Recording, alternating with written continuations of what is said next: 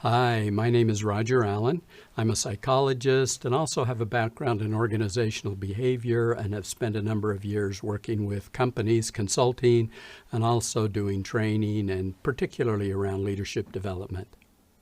The title of this course is Journey from Fear to Love, Keys to Living from Your Highest State, Highest and Best Self.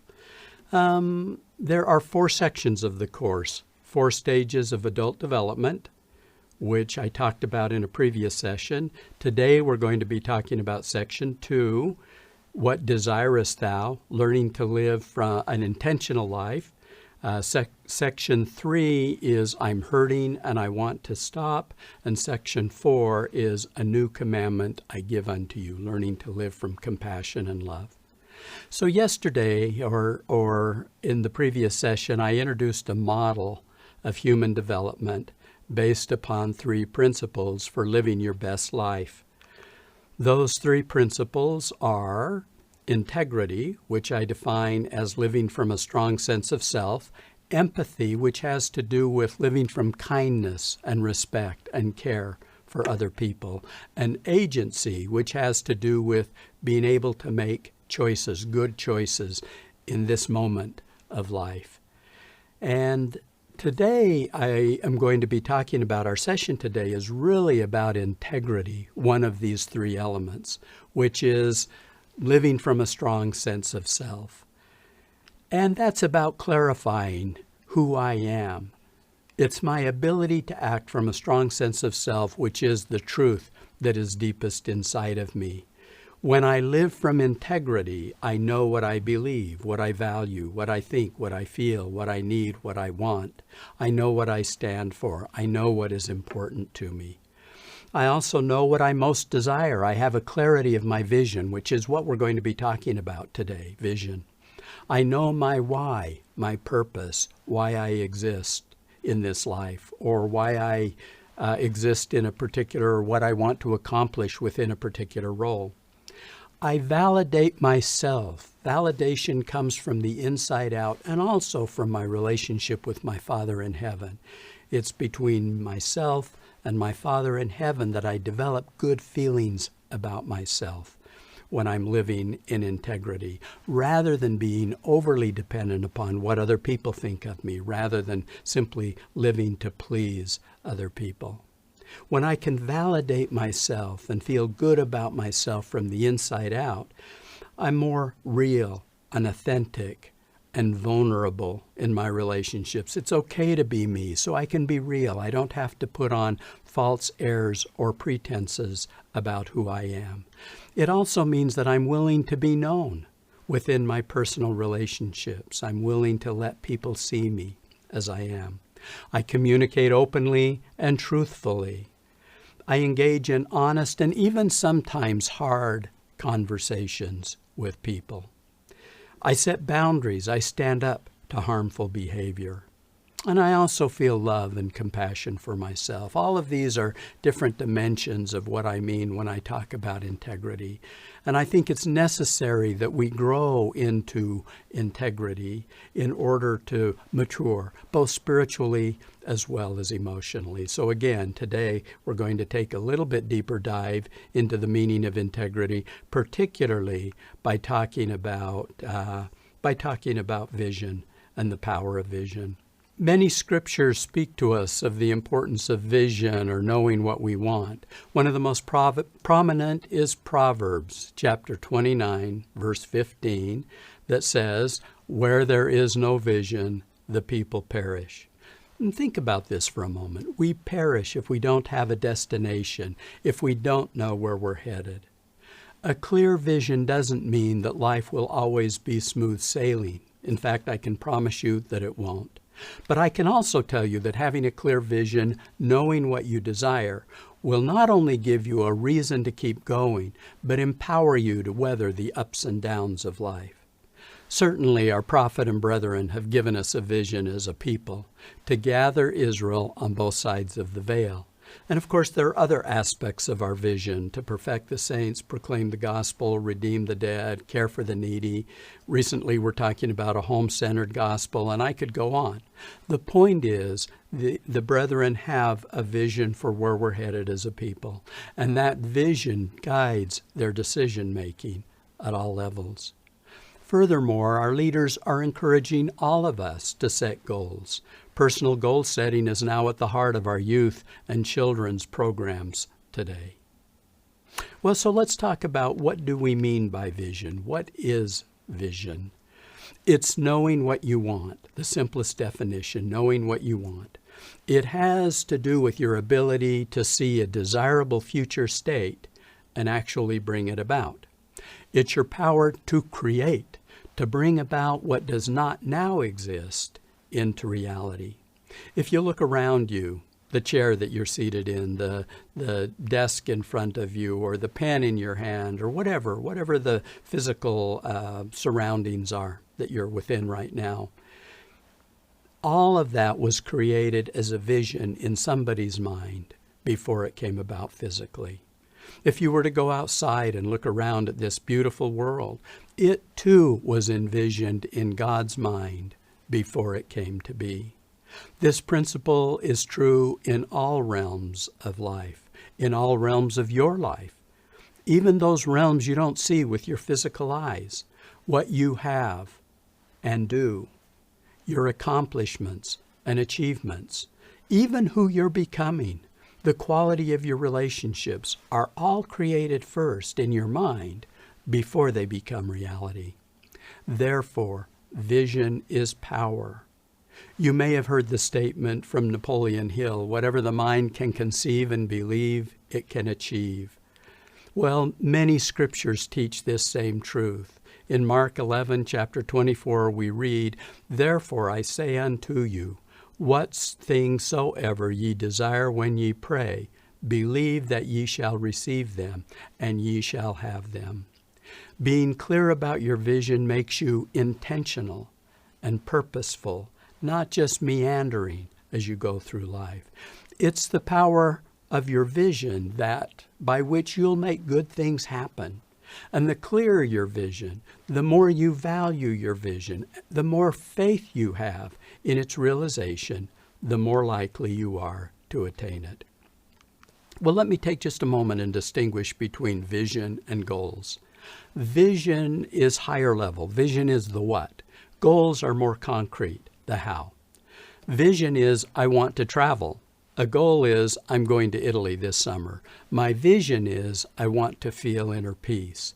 My goal is, I'm going to meditate daily. My vision is, I want to love God with all my heart. A goal is, I will read the scriptures, pray, and ponder daily. Vision sets the direction. It's the fuel, the why, the motivation, and goals are the means.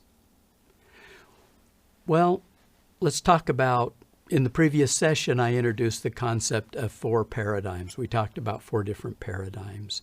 And what we want changes as we move from one paradigm to another. The nature of our visions change as we move from one paradigm to another. In survival, we're more concerned about self-protection and immediate gratification. We aren't thinking long-term. In security, we're generally conforming to the norms and expectations of society or family or church. It's a script that we've been given generally by somebody else that forms our vision. We may begin developing a personal vision, but at security, it's more about meeting meeting social expectations, those expectations of other people. In success, we do live from vision. We often set goals, sometimes big goals, and we go after them. Generally, these goals have to do with outward success, with having and accumulating or doing and achieving. In serenity, the serenity that we talked about in the previous session, our goals are more about being and becoming more than having and doing. They have to do with inner fulfillment and not just outward success. We still set goals related to having and doing, but we realize that these goals are really a means to becoming. So my question for you is, how clear is your vision? Do you know what you want? What is most important to you? Where you're headed? Many people lack a clear sense of vision, really for a variety of reasons. One is a lack of differentiation. We grow up knowing who and how we're supposed to be as defined by our parents or church or society. And of course, there's nothing wrong with this, especially when we're young. Expectations from other people gives us structure, gives us a way of thinking about and understanding life. But at some point, we have to go beyond duty and conformity to choosing for ourselves, knowing who I am and what I want. Another reason is we might consider the quest for a vision selfish. We've been taught that our purpose is to serve other people, to be selfless, to put their needs ahead of our own. And it can sound self-centered, even sinful, to focus on what we want. And this is especially true for women in our society today.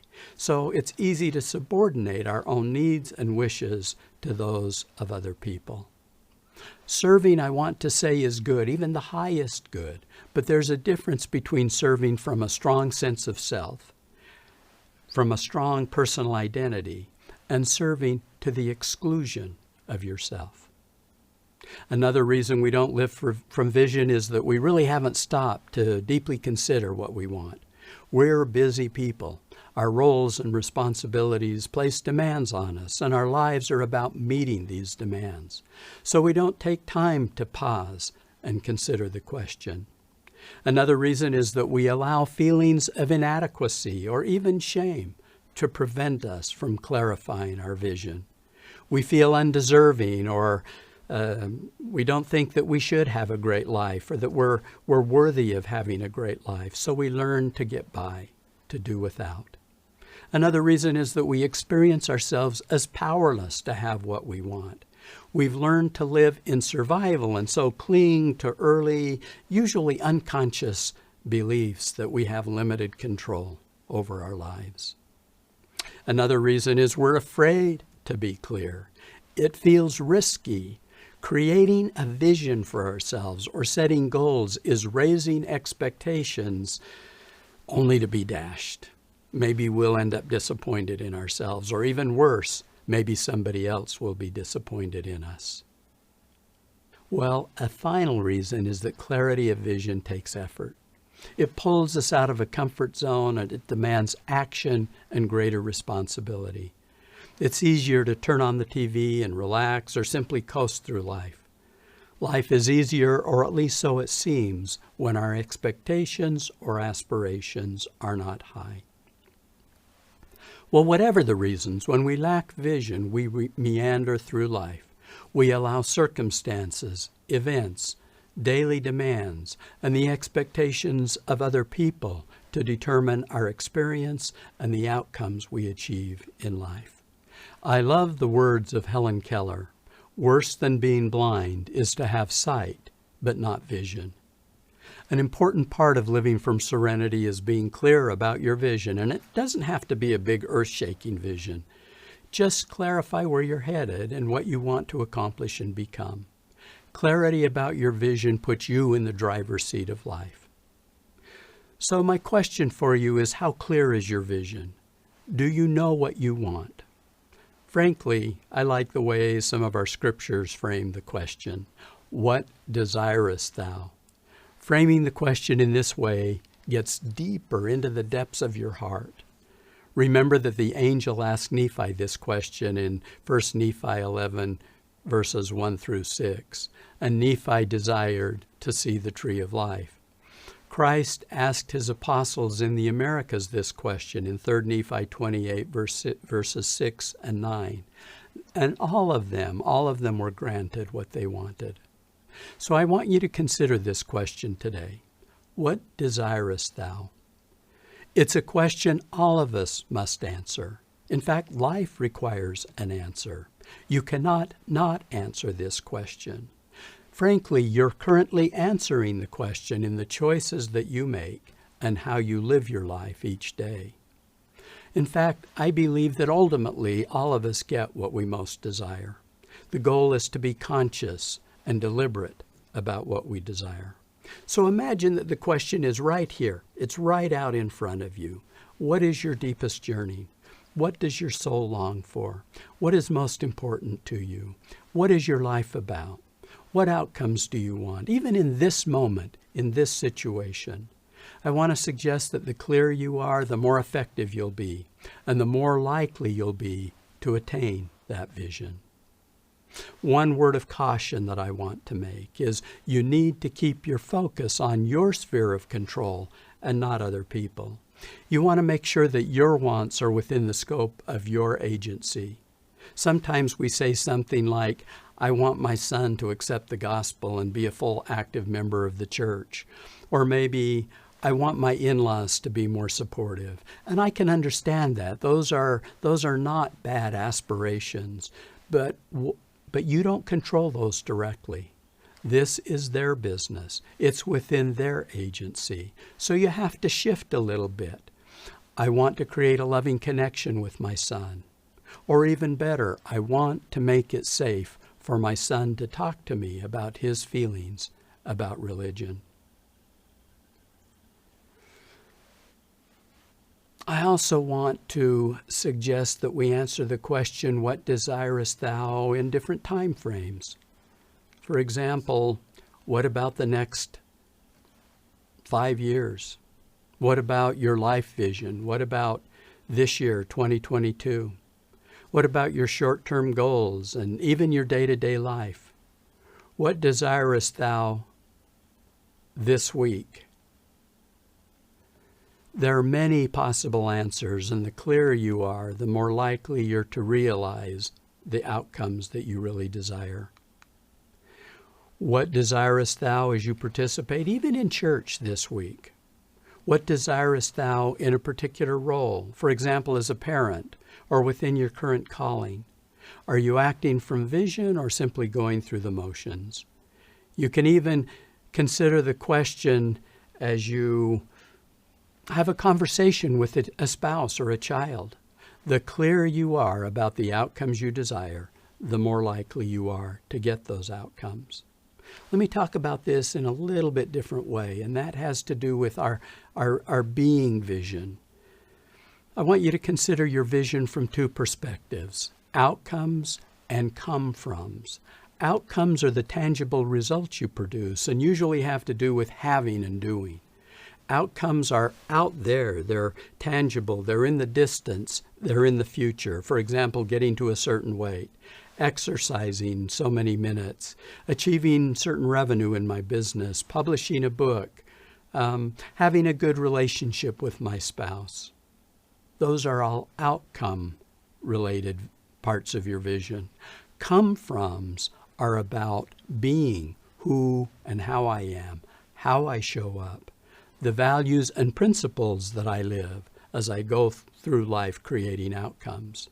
Come-froms are inside, and they have to do with the spiritual or emotional state from which you live and meet the opportunities and challenges of your life.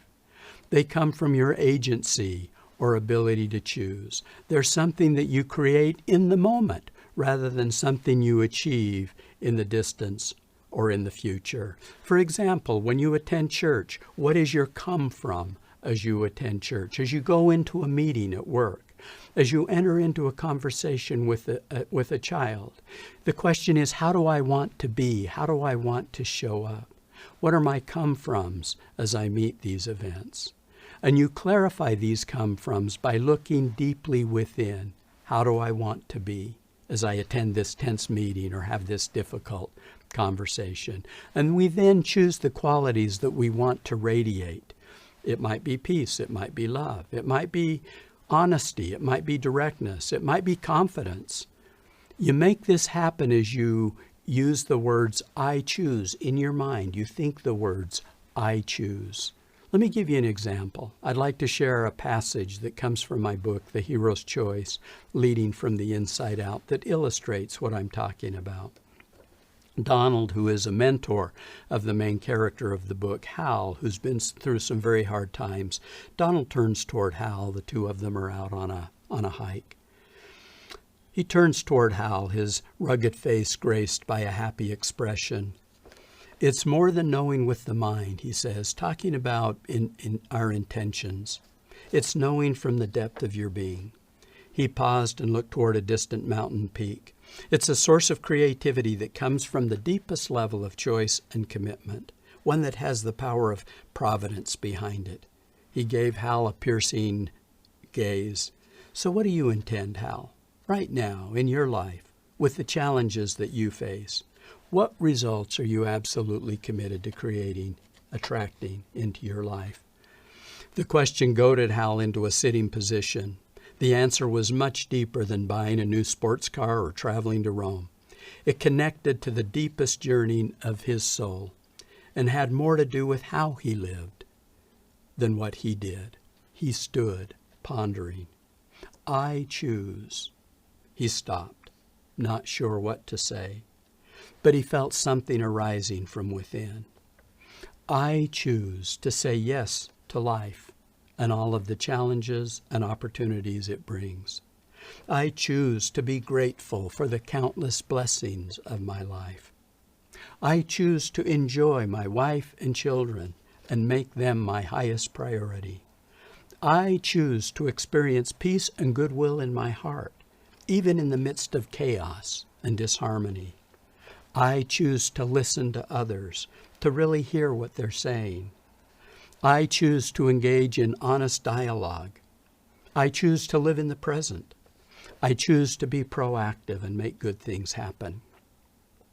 As Hal spoke, his intention, strength flowed through him. He clenched his fists and raised his arms straight above him.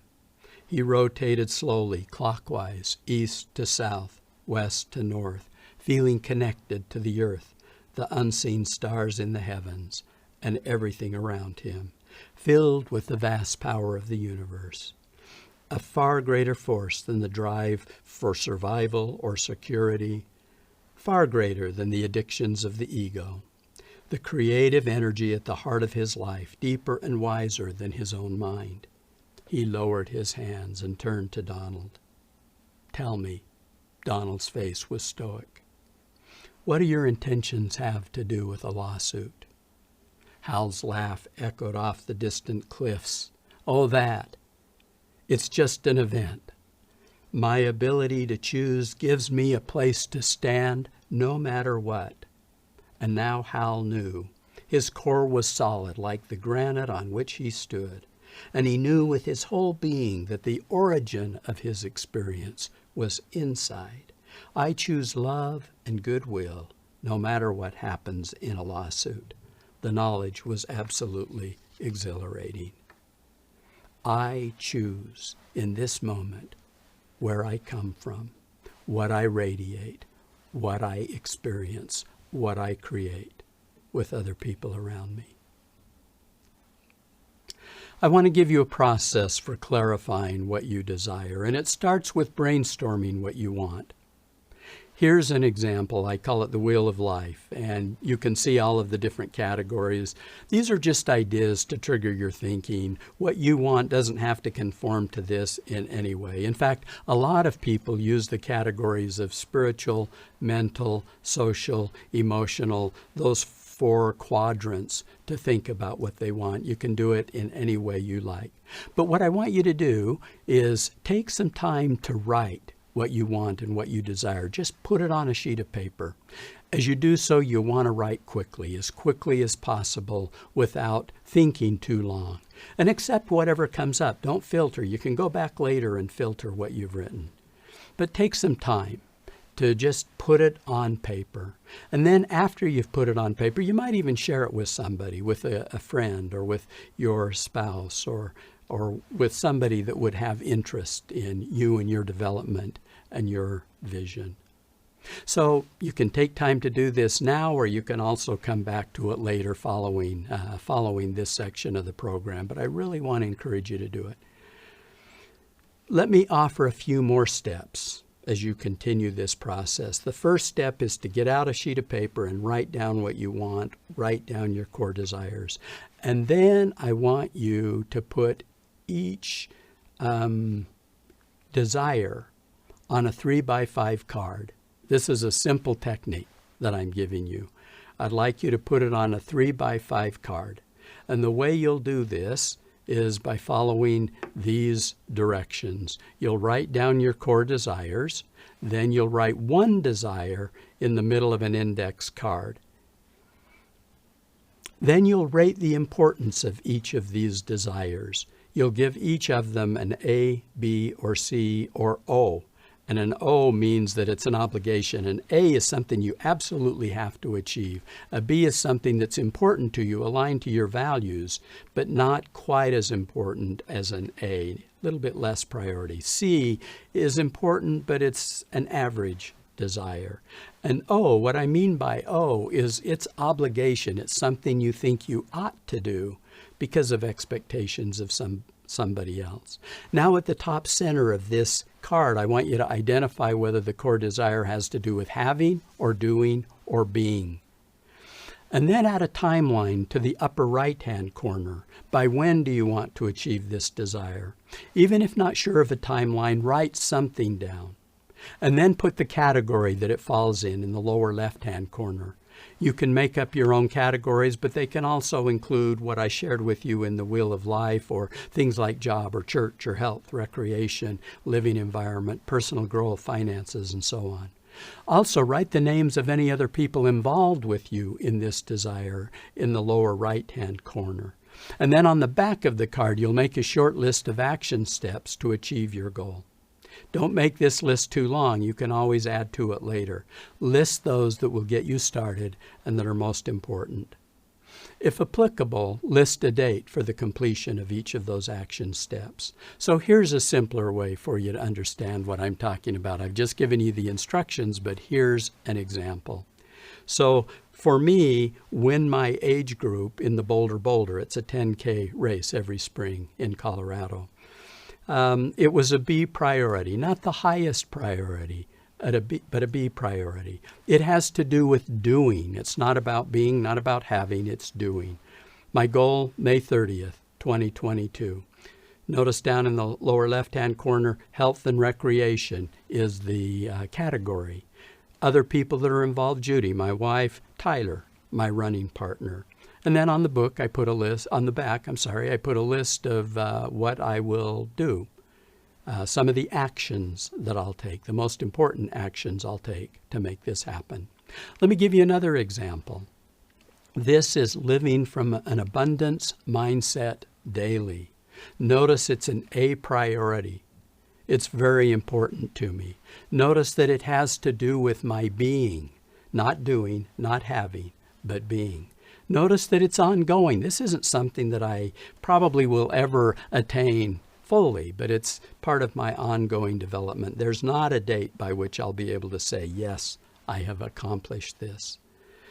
Judy is involved, my wife. I want her to support me in this goal. And other family members, I want to support me in this goal. It has to do with the category is spiritual development. And then on the back of the card, I'll list some actions that I'll take to make this happen. I do an ideal day exercise to start each day in which I ponder the day and I make I choose statements to myself that have to do with how I choose to face the day. I write in a gratitude journal every night. I see the good in each situation. I practice mindfulness as I go through my day. I give myself compassion during hard times. I use stop, look, listen, choose. It's a simple process that I've created to process the key moments or the difficult moments of my life. So these are two examples, and that's what I'm encouraging you to do, is simply take some 3x5 cards and put your core desires on those cards. And then when you finish the process, you'll have a stack of cards and you can play around with them. You can sort them into different categories like priority, timeline, or I like to sort them into having and doing and being categories. But ponder them, think about them. How important are they to you? Think about the relative priority between them. Well, this is just one way of setting goals. There are so many others. I use more complex forms, of course, as goals become more complex. But I have found that this process that I've just described to you, works very well for many people. And what you do might be simpler than this. For a lot of people, it's just a bucket list. Here is what I want to accomplish, just a list of what I want to accomplish before I die. The important thing, the most important thing, far more important than the technique you use for doing this, is to give yourself permission to look deeply inside and clarify your desires. And then do something to externalize those desires by speaking about them or by writing them down in some way. So let me go to another part of vision, and that is purpose, living from purpose. I want to share with you that, purpose is the why behind what you do. It's a reason. Purpose is a reason that motivates you and inspires you, something that will bring you meaning and fulfillment.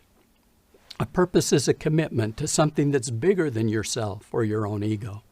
It expresses the contribution you're committed to making to society or to the good of somebody else. There's little that will bring more fulfillment than knowing you're involved in a meaningful cause, even if the path is difficult. In fact, it's a sense of purpose that allows us to rise above the difficulties of the path. We can learn a lot about purpose from the life of Viktor Frankl. His story is told in the book Man's Search for Meaning, and a lot of people have read that book, and oftentimes we associate the book with the concept of choosing. That is, a stimulus occurs and there's a pause when we have the ability to choose our response to that stimulus. Well, Frankl also taught, and in fact, probably even more importantly in his book, Man's Search for Meaning, he taught about the importance of purpose. Frankl observed his fellow inmates in Auschwitz, in prison camp during the Second World War, and he noted that many people in the camps simply gave up the will to live, that disengage entirely from camp life by literally curling up into a fetal position and slowly dying. He noted that others not only survived, but even thrived, and his words, attained virtual saintliness. The difference, those who survived and thrived, they had a purpose, something to live for, something that helped them transcend the hellish circumstances of that camp existence. Well, let me share some other examples with you. God, as we know, has a purpose. As we're told in Moses 1:39, "For behold, this is my work and my glory, to bring to pass the immortality and eternal life of man." The Savior had a purpose. Lehi had a purpose. The Apostle Paul had a purpose. Joseph Smith had a purpose. My personal purpose isn't quite as grand as theirs. It's to help people make better choices so they can live joyfully and love fully. Well, this purpose reminds me of what I do every day and why I do what I do every day. It helps me find motivation in the hard times. It gets the focus off of my own ego, I would say, and judging how I am doing. It keeps me focused on other people and serving them. Well, there are so many examples of purpose all around us. Men and women who are out of the spotlight and yet act from purpose to serve their families or their wards or their communities and so on. I remember a number of years ago, many, many years ago, this was in the mid-1980s, I read the story of a young boy by the name of Michael Hancock in the Denver Post. And it told the story of this young man who was in high school that was just going around making an incredible difference in so many different ways. Organizing kids into mentoring groups and cleaning up public parks. And, well, some 30 years later, turns out he is mayor of Denver. He's a young man that had a vision, and more than vision, he had a sense of purpose, of what his life was about. purpose gives meaning to our lives. Or I read a story recently of a girl from India named Meg Dwarkethana. She's a 14-year-old, and she was heartbroken when her friend, a good friend of hers, died of congenital heart failure. And she wrote a book and created a website to bring teenagers together to share their own experiences.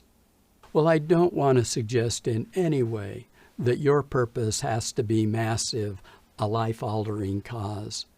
In fact, there are many different levels of purpose. You can have a life purpose. You know, my life purpose is to be a light. I want to be a light.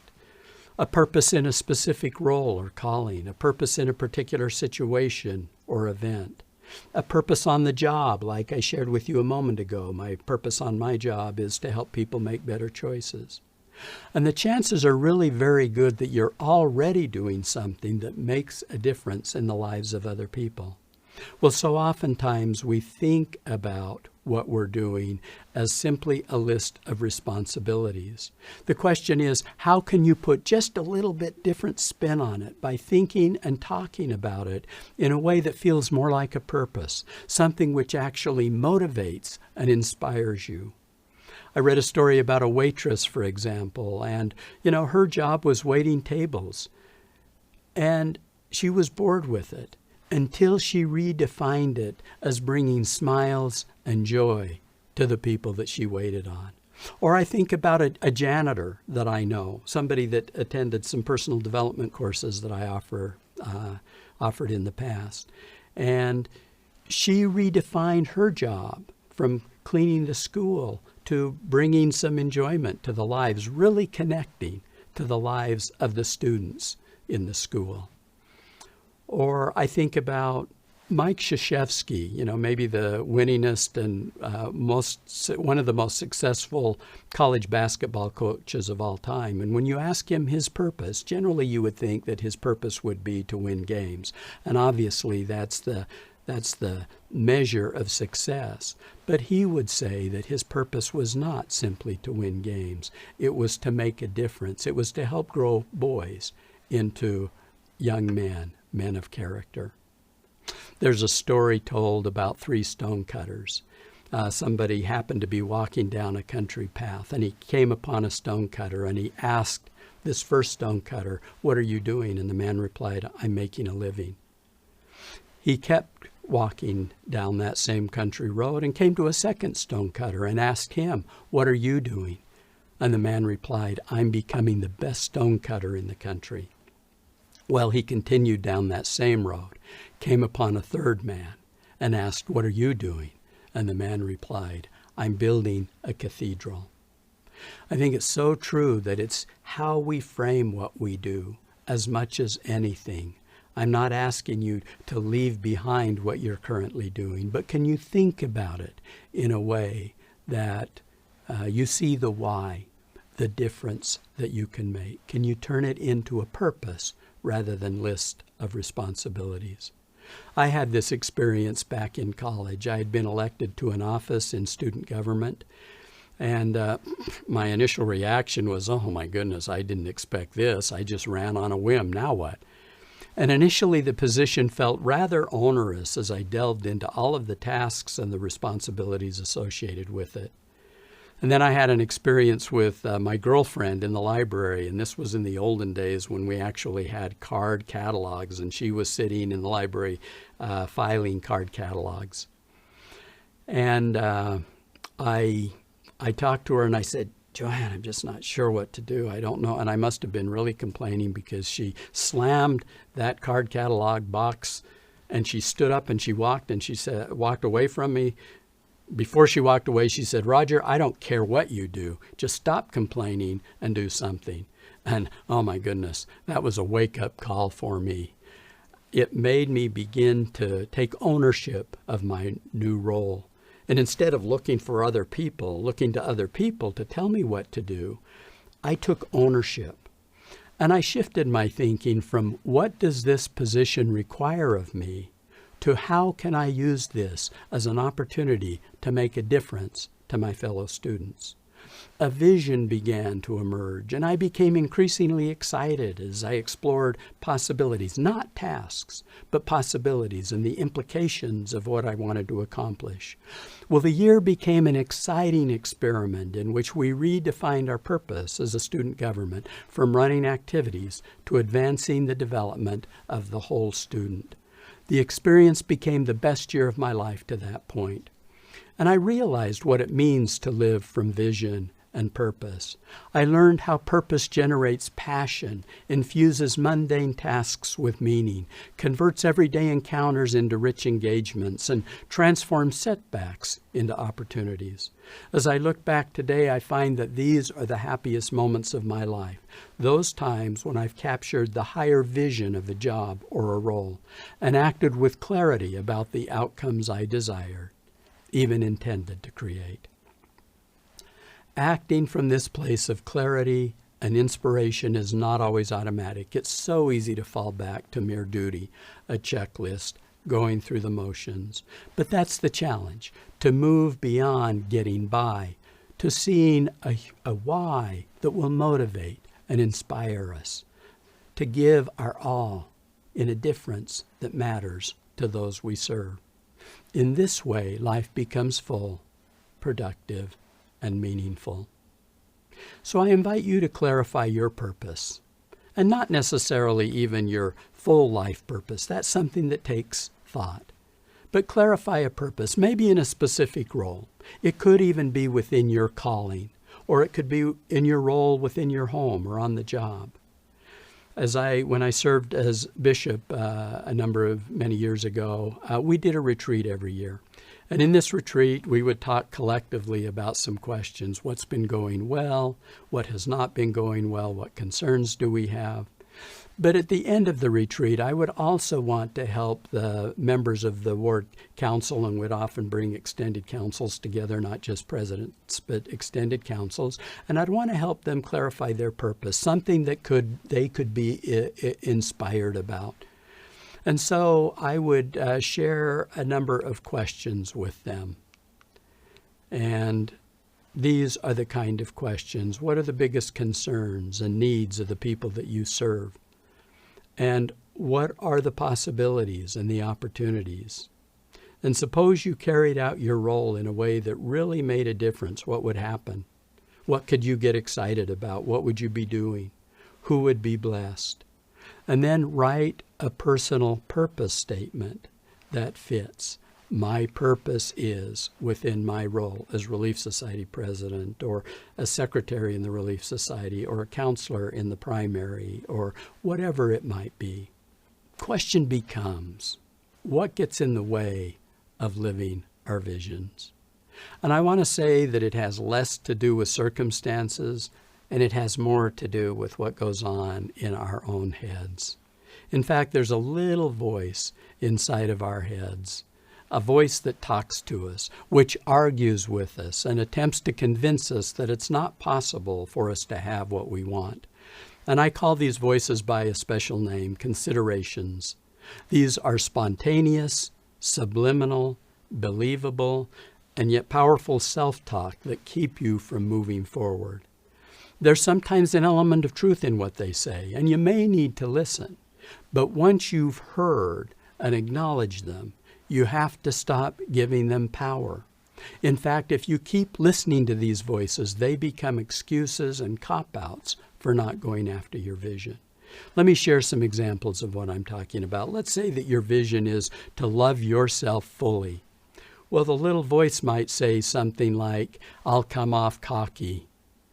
How can I like myself given things that I've done in the past?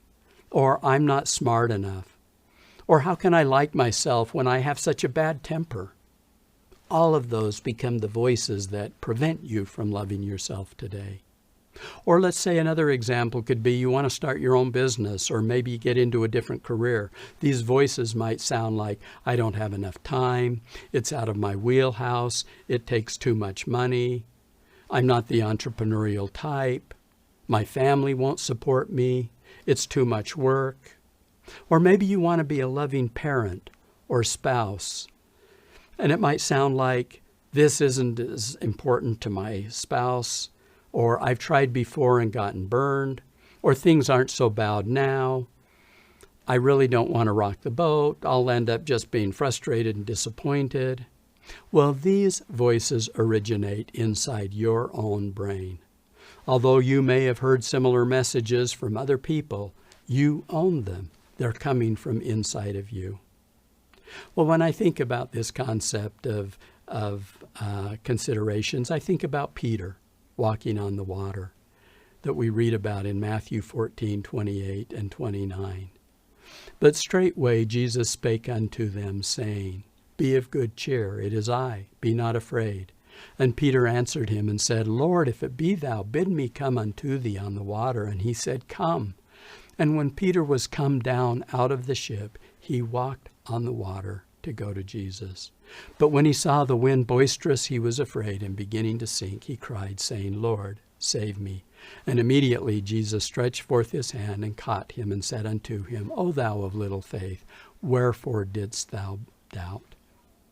Well, Peter is a great man, to even venture out of that boat. But the problem, what caused him to doubt, it wasn't the wind or even the waves, but his lack of faith, his lack of belief. It was what he told himself, that voice that spoke to him.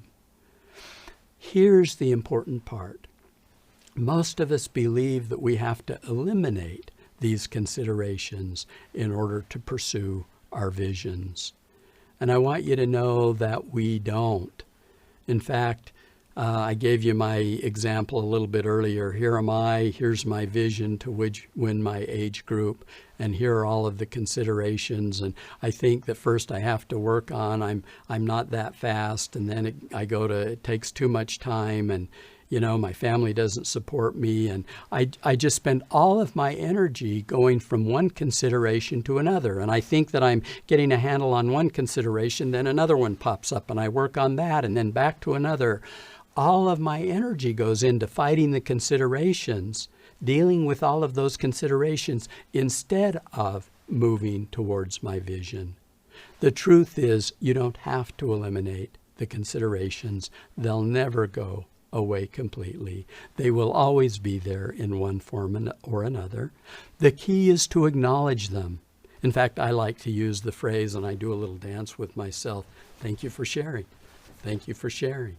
Thank you for sharing. So a consideration pops up. No one thinks it's a good idea. Thank you for sharing. It'll take too much time. Thank you for sharing. You keep your eye on your vision and what you really want. The consideration is not a reason or excuse to not move ahead. Thank you for sharing. Acknowledge the consideration, but keep your sight on your vision and moving forward. You have to make your vision more powerful than those little voices in the back of your head. Well, I want to conclude this lesson by sharing with you that our Father in heaven wants to bless us with good things in life. But we have to exercise our agency and do our part. We do so as we clarify our vision, as we look deep in our hearts to realize what we want, what we most desire. Vision is the power that will propel you toward a successful and fulfilled life. It consists of being clear about what you want, making what you want important, giving it value, and having the faith and the trust that it can be achieved. By continuing to focus on your vision and by using that to guide your behavior rather than your considerations, you'll discover that your behavior changes. It'll change because of where you put your focus and energy. All right, in the next section, we're going to be talking about accountability. We're going to be talking about that principle of agency and take a really deep dive into owning the results that you're getting in your life.